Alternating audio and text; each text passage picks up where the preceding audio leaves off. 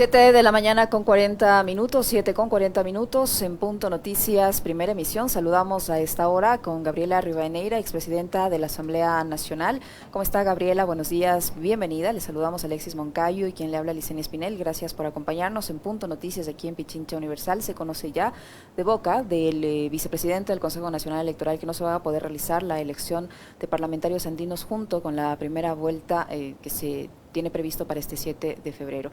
Además, se anunció a través de las autoridades electorales que se han enviado el material al exterior.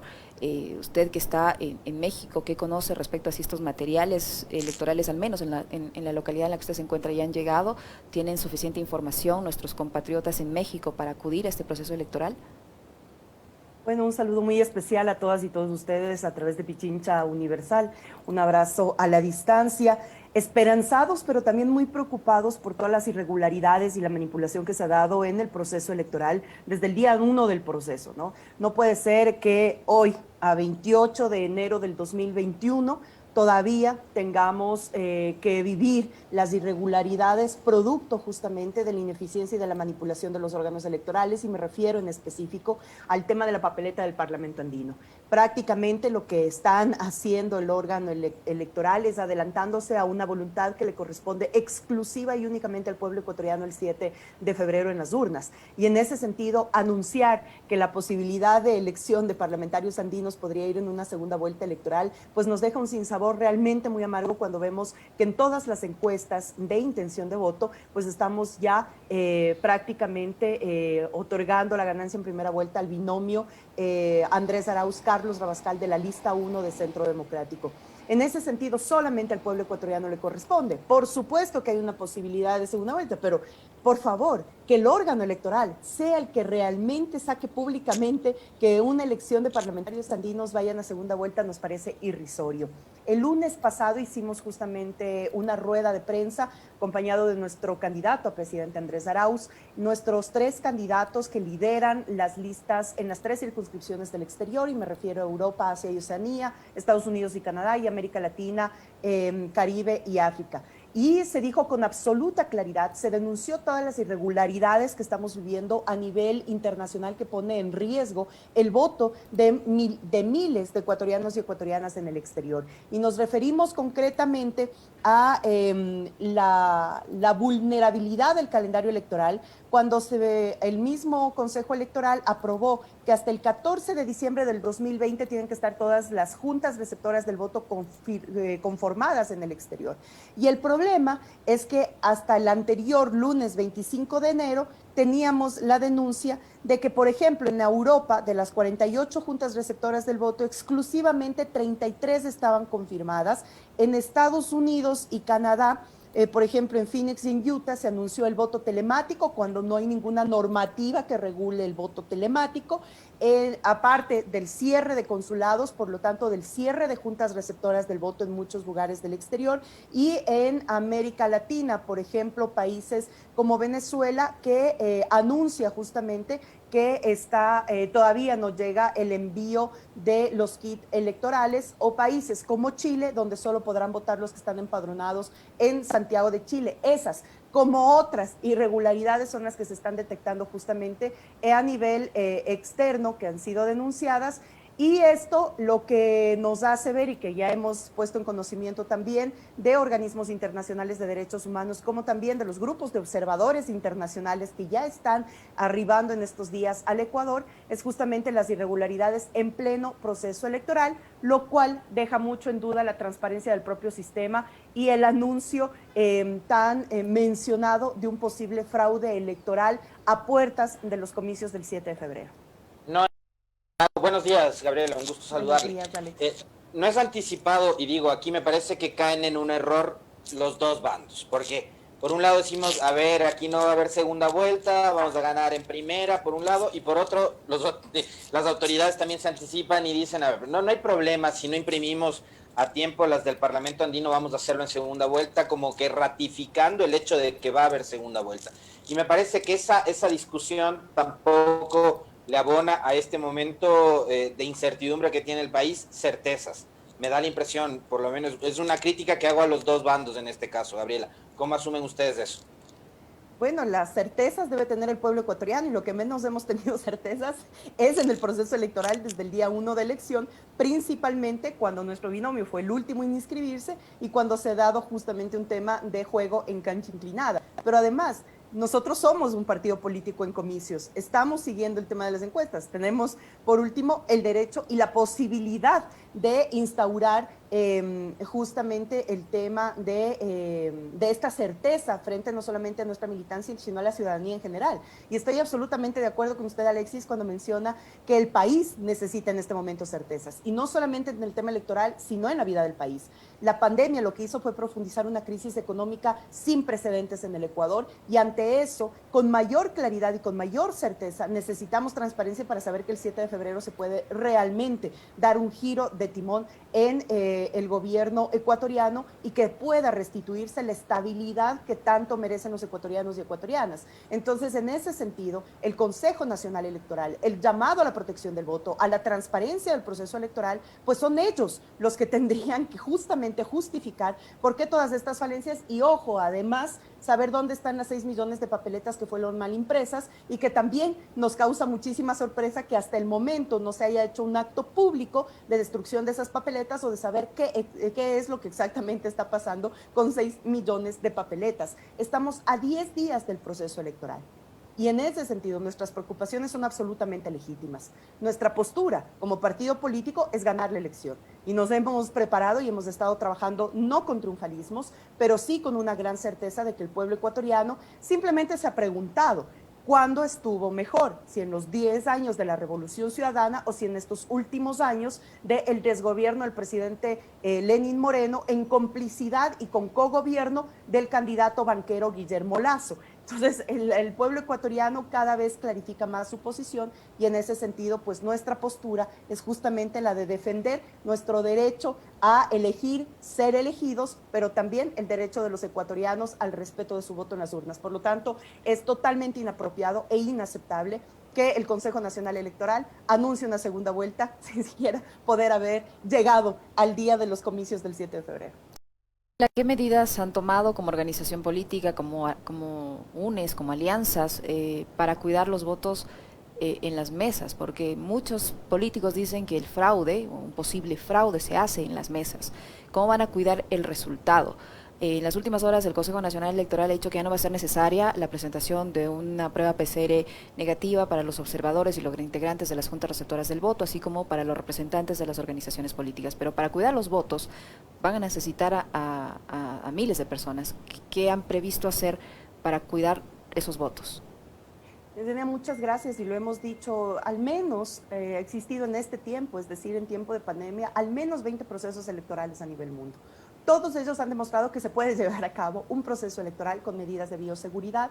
Nuestra organización política, Centro Democrático y Compromiso Social y el Frente UNES, ha preparado justamente a todos los militantes y ciudadanos, además, que se han inscrito en la página web para ser veedores y apoyar en la protección del voto, justamente para el 7 de febrero. Por lo tanto, hemos recibido no solamente la capacitación por parte de la organización política, que ha sido fundamental, a la falta de un proceso adecuado de capacitación del órgano electoral a quienes van a estar en las propias juntas receptoras del voto, que es otra de las irregularidades, pero además ante el anuncio de que en muchos juntas receptoras del voto va a haber capacidad limitada de observadores de los partidos y de observadores internacionales producto de la pandemia, lo cual también nos preocupa en el sentido de transparencia. Así que nosotros hemos preparado todo el equipo de control electoral por parte de la organización política y son justamente los ciudadanos y ciudadanas que nos van a apoyar a la transparencia del voto. No tenemos confianza, por supuesto que no,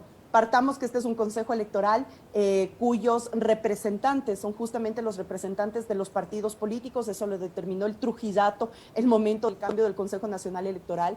Por lo tanto, ahí también tenemos una observación absolutamente clara, como son, por ejemplo, de la participación de los vocales Piti Verde Soto, que de manera permanente han tratado de manipular y de boicotear el proceso electoral, sin decir, por supuesto, de la falencia de liderazgo de quien dirige el órgano electoral para realmente marcar las reglas claras de juego. Entonces, en ese sentido, nosotros estamos listos. Sin embargo, también nos hemos preocupado por el escenario de la región. Está todavía muy fresco lo que pasó en Bolivia en pleno proceso electoral hace un poco más de un año, de tal manera que también observaciones internacionales como la propia OEA, vimos con sorpresa absoluta la reunión que mantuviera el presidente Moreno en plena crisis y pandemia en el Ecuador, donde debería estar liderando el Ecuador, sentado junto a Almagro, secretario general de la OEA, que fue uno de los grandes promotores.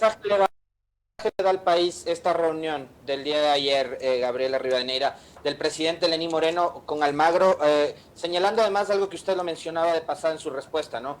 Almagro fue uno de los protagonistas de aquel golpe de Estado en Bolivia, nosotros también lo comentábamos hace unos momentos en el noticiero. ¿Cuál es el mensaje que le da Moreno con esta reunión con Almagro al país?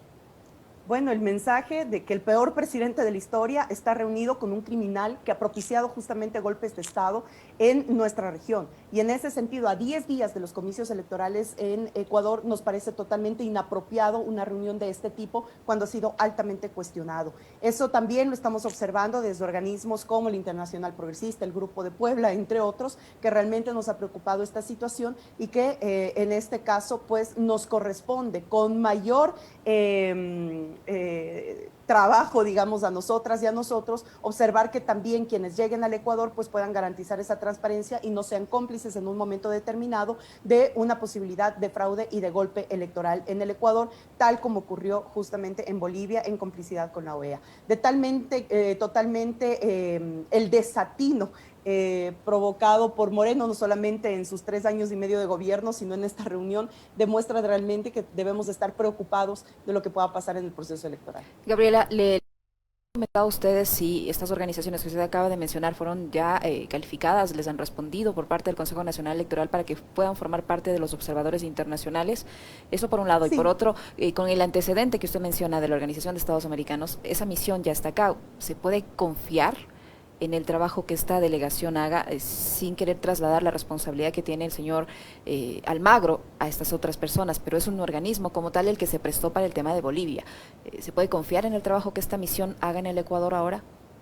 Bueno, sí han sido calificados y en los próximos días estarán llegando justamente los delegados del Grupo de Puebla como de otras organizaciones y también personalidades que han pedido ser observadores internacionales. Y ojo por esto, no solamente desde el sector progresista de la región y del mundo, sino también desde todas las tendencias y de los sectores políticos que han sido aceptados como veedores internacionales, y que eso entonces lo que nos llevaría a pensar es que debemos tener confianza en esos organismos. Deberíamos, por una parte, ideal y un concepto ético de la aplicación de la observación internacional. Yo también he actuado como observador internacional en procesos electorales en diferentes momentos y en diferentes países. Sabemos las normativas que existen con absoluta claridad para los observadores internacionales y esperemos que en este caso los observadores que lleguen al Ecuador realmente apliquen no solamente la normativa que ha establecido el órgano electoral, que esperamos que sea lo suficientemente clara, sino también los tratados internacionales cuando el Ecuador es parte de muchísimos de ellos y establecen justamente esas normativas. Así que por ética y por una situación ideal, esperamos realmente que todos los observadores internacionales aboguen a la transparencia del proceso electoral y que también puedan ayudar no solamente el 7 de febrero, sino posterior a establecer una tranquilidad, seguridad y certeza de los resultados de los comicios electorales. O si no, prácticamente, insisto, lo que peor nos podría pasar en el momento en el que está atravesando el país realmente es tener una incertidumbre que nos lleve a una posibilidad como un escenario como el de Bolivia. ¿Qué otro tipo de alertas han recibido ustedes de parte, sobre todo de los migrantes, ¿no? del trabajo que deberían hacer y que no están cumpliendo las embajadas y los consulados, Gabriela? Yo tengo entendido que, por ejemplo, en España, los ecuatorianos no están teniendo acceso a los trámites y de tales, Y acá mismo en el Ecuador tenemos un registro civil que está entregando turnos para después de semanas para poder renovar cédulas, documentos que nos habilitan y nos posibilitan poder votar el 7 de febrero. ¿Qué alertas están recibiendo de los compatriotas en otros países? Consulados y embajadas absolutamente cerrados, sin posibilidad de conexión ni siquiera vía electrónica ni vía telefónica, lo cual nos preocupa porque muchos ciudadanos ecuatorianos no han sido informados sobre la Junta Receptora del Voto, por lo cual muchos de ellos se abstendrán de acudir al voto, no solamente por falta de información que le corresponde al cuerpo diplomático en el exterior brindarla, sino también por el tema de la falta de capacitación que ha existido en el exterior.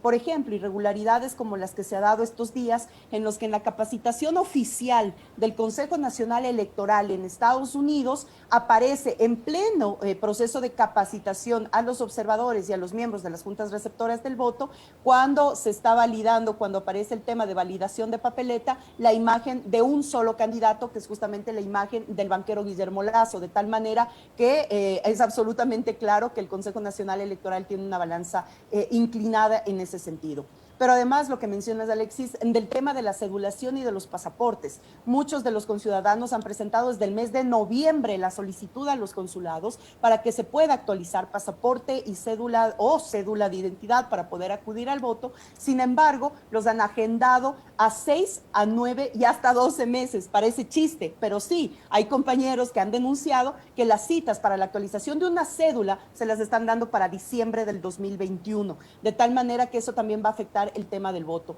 E insisto, muchas de las juntas receptoras del voto que se abrían en diferentes puntos del exterior, en el que ya los ecuatorianos residentes por más de 10, 15, 20 años iban a votar de manera frecuente, hoy están cerradas y no hay información de dónde pueden ir a poner su voto, lo cual está atentando a la libertad de elegir y ser elegidos, que es principio básico de la participación política electoral en nuestra normativa y en los tratados internacionales. ¿Usted cree que todo este tipo de problemas o de irregularidades se logren superar o resolver hasta el próximo domingo?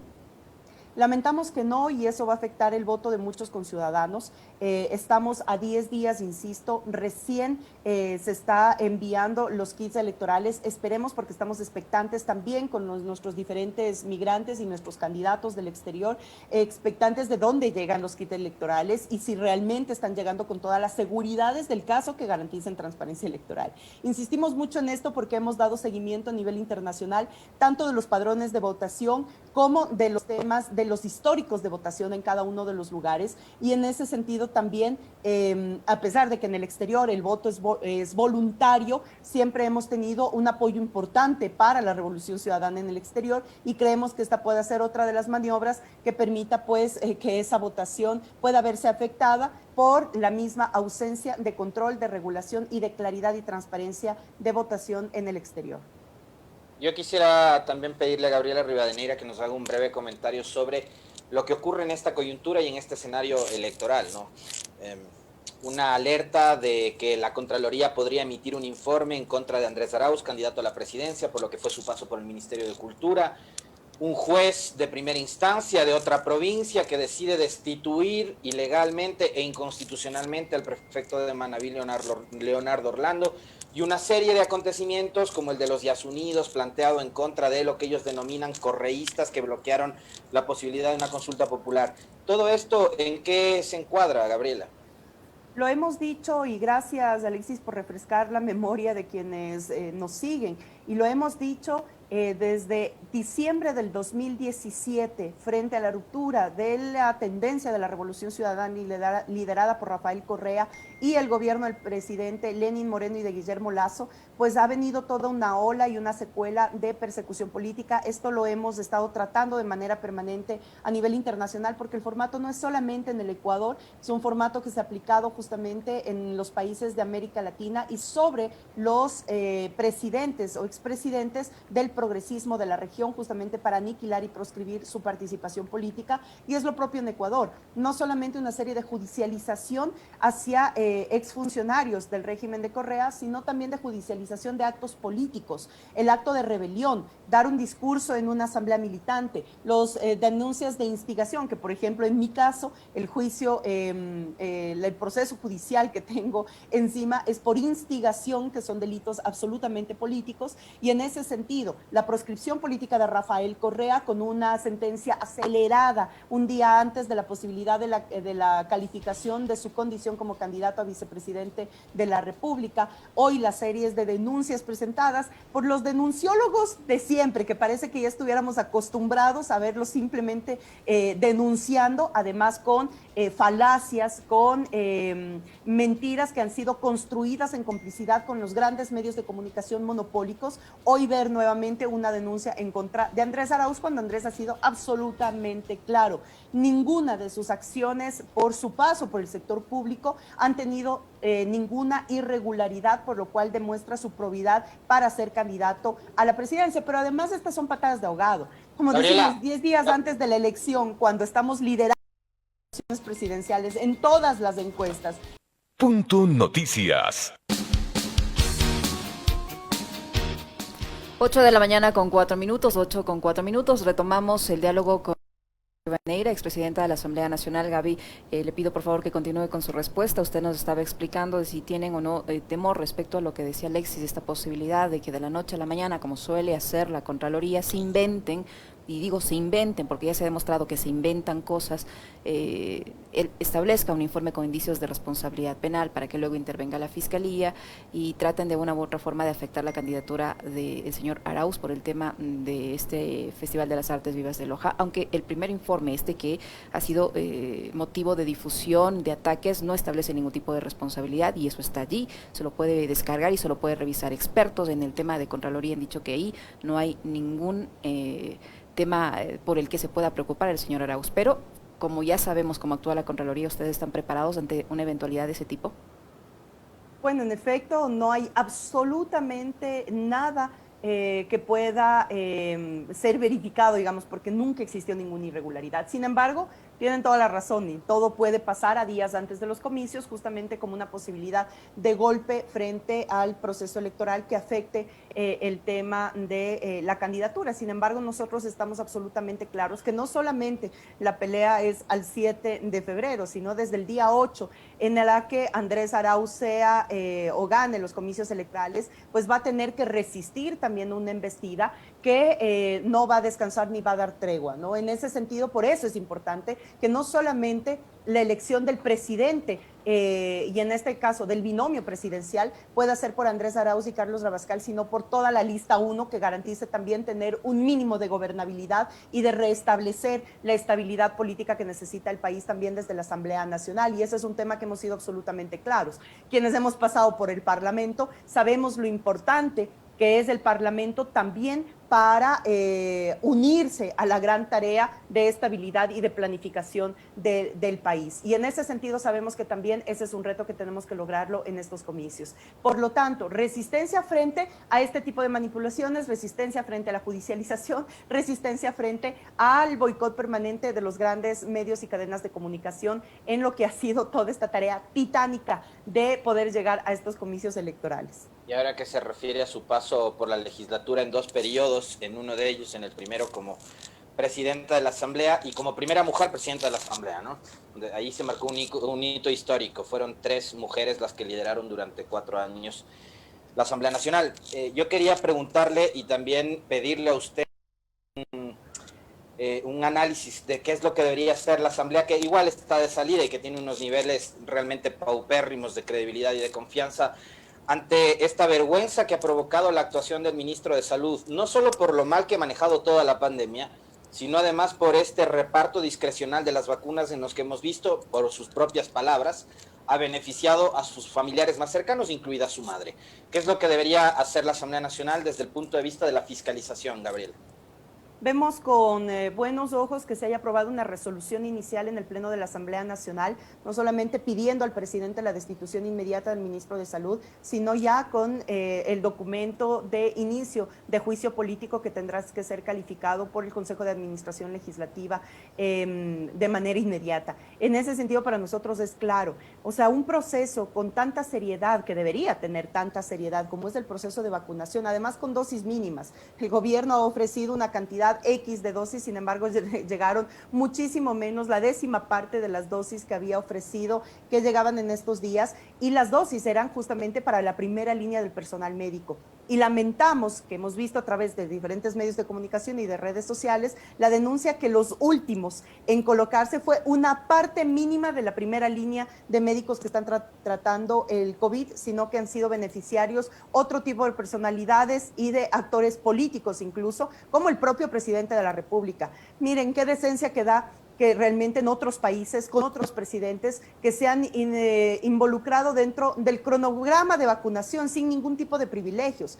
Presidentes que incluso están contagiados con COVID, que han rechazado ser los primeros en vacunarse frente a la necesidad inminente de la primera línea de atención médica. Eso es lo que realmente garantiza una ética dentro del gobierno, no que nos enteremos días después y porque se filtra una información que el propio presidente fue uno de los primeros en recibir la vacuna y que además la madre del ministro de Salud, como otros familiares, por su propia boca y a su propia confesión, pues fueron prioritarios dentro de esta vacunación. Por lo tanto, es irrisorio, es irresponsable, están jugando con el dolor de la gente y eso no se puede hacer. Y aquí valga la pena una acotación. El único candidato presidencial en manifestarse con absoluta claridad frente a esto, presentar al país un cronograma de vacunación, presentar al país 4.4 millones de dosis que ya están gestionadas para que desde el día 1 de su gestión puedan empezarse a aplicar en base a ese cronograma, es la muestra más clara de quién es el que realmente está preocupado de restituir la estabilidad al país. Y no solamente en el tema de salud, primero la vida siempre, sino que esto va de la mano de la parte económica, que es uno de los temas de mayor preocupación del pueblo ecuatoriano.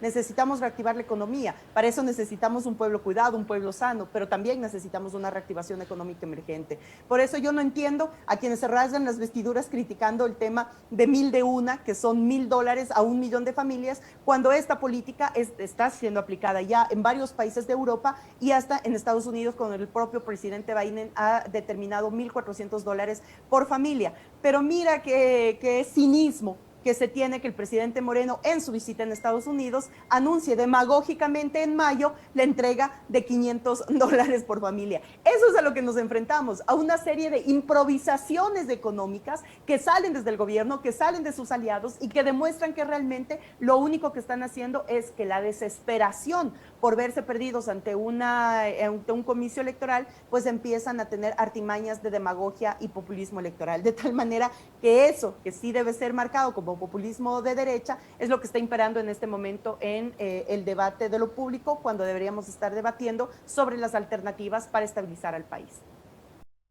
Gabriela, ¿existe el riesgo de que a alguien se le ocurra pedir la nulidad de las elecciones por esta situación que se vive con el tema del Parlamento andino? No tenemos la garantía o la certeza de que va a haber una segunda vuelta. El Código de la Democracia no establece este tipo de situaciones. ¿Ustedes creen que hay ese riesgo de que a alguien se le ocurra pedir la nulidad de las elecciones por esto? Sí, por supuesto, y creemos que ese es un precedente muy complejo el que marcaron, porque recién el día 15 de enero aceptan el órgano electoral, o sea, en pleno proceso electoral, aceptan la inscripción de una nueva lista para el Parlamento andino, que recordemos que es la misma lista que se encuentra en espera en el Tribunal Contencioso Electoral para la posible calificación de otro candidato presidencial. Entonces, no es fortuito y no es casual lo que está pasando realmente. Están jugando a ver qué les resulta para evitar que la voluntad del pueblo se respete.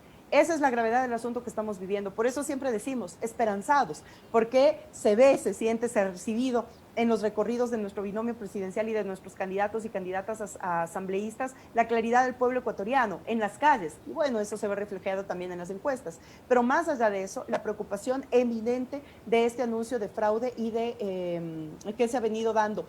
Candidatos, propios candidatos que están en este momento en el comicio electoral pidiendo que se aplacen las elecciones. Desde eso hasta las actuaciones, insisto, de vocales del Consejo Nacional Electoral, actuaciones irregulares y manipuladoras son las que realmente están poniendo en riesgo el proceso electoral. A Gabriela Rivadeneira, expresidenta de la Asamblea Nacional, ex asambleísta también, y que nos ha aceptado este diálogo para conversar sobre lo que está sucediendo con la organización de este proceso electoral en el exterior. Seguimos recibiendo nosotros denuncias de irregularidades de parte de los compatriotas migrantes que nos están escribiendo en la transmisión en redes sociales. Ojalá esto se vaya normalizando. Muchísimas gracias, Gabriela. Un fuerte Y abrazo. además, Alexis, solamente para cerrar, esto no debería ser una postura únicamente del Centro Democrático y del correísmo. Por decencia, todos los partidos y movimientos políticos que están participando en los comicios deberían exigir la transparencia del proceso. Pero ahí se demuestra el todos contra uno. Así que con más ganas, del 7 de febrero, todo todito uno. Gracias a Pichincha Comunicaciones, un gran abrazo a todas y todos ustedes.